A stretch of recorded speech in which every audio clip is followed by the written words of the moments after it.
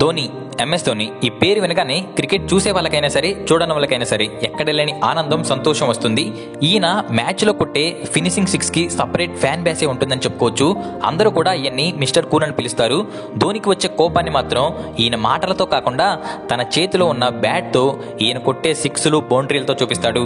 ఈ వీడియోలో మనం ధోని అన్న బ్యాటింగ్తో ఫైర్ అయిన తన కోపాన్ని చూపించిన కొన్ని మూమెంట్స్ గురించి ఈ వీడియోలో మాట్లాడుకుందాం. ఈ వీడియో చాలా ఇంట్రెస్ట్గా ఉంటుంది. మీరు ఒకవేళ ధోని అన్న అభిమాని అయితే ఇప్పటికే వీడియోకి ఒక లైక్ చేసి ఉంటారని భావిస్తున్నాను. నెంబర్ 1, ఈ ఇన్సిడెంట్ అనేది ధోని అన్న వచ్చిన కొత్తలో ఆయన స్ట్రెంత్ ఏంటో ఎవరికీ తెలియదు. అలాంటి టైంలో తన సత్తా ఏంటో అందరికీ చూపించేలాగా ఈ మూమెంట్ వచ్చింది. అసలు ఏం జరిగిందంటే పాకిస్తాన్కి మరియు ఇండియాకి టెస్ట్ మ్యాచ్ జరుగుతుంది. అప్పుడు ధోని అన్న బ్యాటింగ్ చేస్తున్నాడు. పాకిస్తాన్ బౌలర్ అయిన ధనుష్ కనేరియా స్పిన్ బౌలింగ్ చేస్తున్నాడు. ఆ బాల్ని ధోని అన్న లైట్గా హిట్ చేసి డిఫెండ్ చేశాడు. అప్పుడు ధనుష్ కనేరియా బాల్ని తీసుకొని కోపంగా వికెట్ కీపర్కి విసిరేశాడు. ఆ టైంలో అది ధోని ఫేస్ మీద నుంచి వెళ్ళిపోయింది. జస్ట్ మిస్ అయ్యి వికెట్ కీపర్ చేతులకు వెళ్ళింది. అది ఆల్మోస్ట్ ధోనికి తగిలేదే. బౌలర్ తనతో గొడవ పడాలి అనుకుంటున్నాడు అని భావించిన ధోని దానికి సమాధానంగా నోటితో కాకుండా తన బ్యాటింగ్తో చెప్పాడు. ఆ తర్వాత బౌలర్ వేసిన బాల్ని ఎలా ఆడాడంటే ప్రపంచం మొత్తానికి ధోని స్ట్రెంత్ ఏంటో తెలిసింది. అప్పుడు ధోని కొట్టిన సిక్స్లకు ఆ బౌలర్ దెబ్బకు సైలెంట్ అయిపోయాడు. మామూలుగా ధోనిని ఎవరైనా సవాల్ చేస్తే అస్సలు ఊరుకోడు. అలాంటిది మన దేశానికి శత్రువైన పాకిస్తాన్ నుంచే ఆ సవాల్ వస్తే అసలు ఊరుకుంటాడు చెప్పండి. నెంబర్ 2, ధోని అన్న కేవలం క్రికెట్ మాత్రమే కాదు ఫుట్బాల్ కూడా బాగా ఆడతాడని అందరికీ తెలుసు కదా.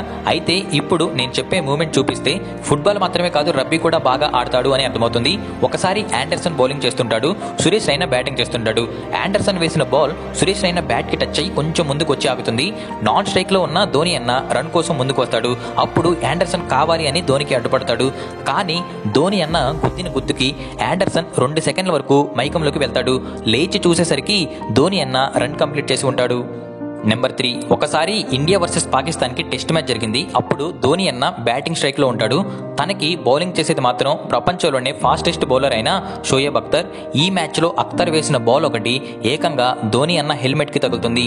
అదీ కాక పాకిస్తాన్ ప్లేయర్స్ ఆ మ్యాచ్ లో ధోనిని చాలా ఇబ్బంది పెడతారు.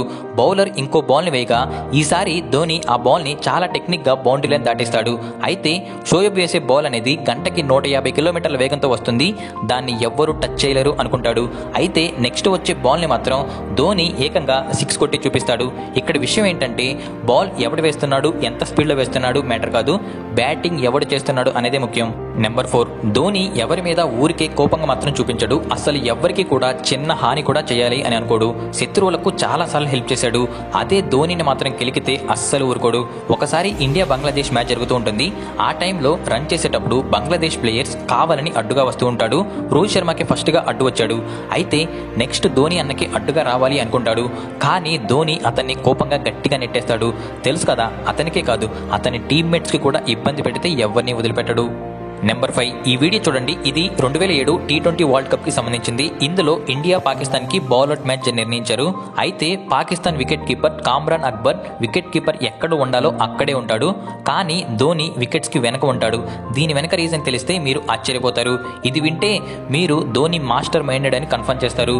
ధోని అలా వికెట్స్ కి స్ట్రైట్ గా ఉంటే బౌలర్ కి వికెట్స్ పై హిట్ చేయడం చాలా ఈజీ అవుతుంది. ఆ రోజు ధోని మాస్టర్ మైండెడ్ ట్రిక్స్ వల్ల మ్యాచ్ గెలిచి మన వాళ్ళు సెమీఫైనల్ వరకు కూడా వెళ్లారు. నెంబర్ 6, బ్యాటింగ్ చేసేటప్పుడు ఎలాంటి ప్లేయర్ అయినా సరే బాల్ కొంచెం స్లోగా పడితే 4లు 6లు కొడతారు. ఒకవేళ కుదరకపోతే సింగిల్స్ తీస్తూ స్కోర్ బోర్డ్ని ముందుకు నెట్టుకుని వస్తారు. కానీ ధోని అలా కాదు. ఎలాంటి సిచ్యువేషన్ అయినా సరే పరుగులు తీసుకుని రాగలడు. సింగిల్స్ వచ్చే మూమెంట్స్ని డబుల్గా కూడా చేయగలడు. అంత సత్తా ఉన్న ఏకైక ప్లేయర్ మన ధోని. ఈ వీడియోలో చూపించినట్లుగా సింగిల్ కూడా రాని దగ్గర ధోని వల్ల 2 పరుగులు వచ్చాయి. నెంబర్ 7, క్రికెట్లో వికెట్ కీపర్ రోల్ అనేది చాలా క్లిష్టమైనది. ఎప్పుడు కూడా ఏదో ఒక మ్యాజిక్ చేస్తూ ఉండాలి. ధోని చాలాసార్లు హ్యాండ్ మూమెంట్స్తో చాలా రన్అట్లు చేశాడు. వికెట్స్ వైపు చూడకుండా ధోని రన్అట్లు చేసిన సందర్భాలు చాలా ఎక్కువగా ఉన్నాయి. దానికి ఎగ్జాంపుల్స్ చాలా ఉన్నాయి. ఆ తర్వాత వికెట్స్ వైపు చూడకుండా హ్యాండ్ మూమెంట్స్తో చాలా మంది ప్లేయర్స్ కూడా ట్రై చేశారు. ఎవరెన్ని చేసినా కూడా ధోనినే.